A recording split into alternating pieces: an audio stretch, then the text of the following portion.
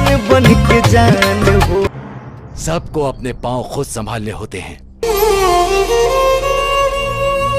रमेश रेशमिया हटा होने हटा। दूल्हे राजा के आने की खुशी में दुल्हनिया तो बिल्कुल लाल हुए जा रही है।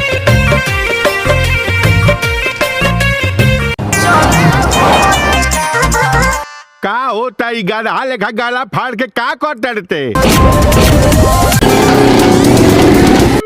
हे भगवान, हमार बुढ़िया एक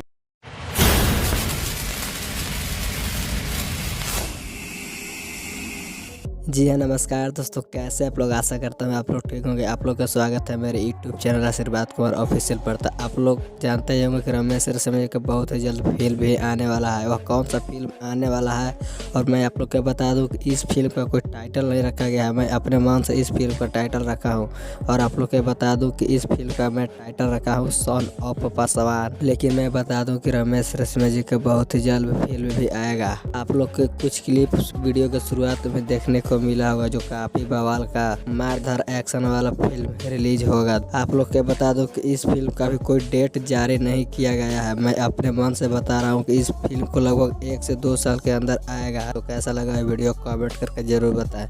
तो मिलते हैं नेक्स्ट वीडियो में, तब तक के लिए जय भोजपुरिया समाज।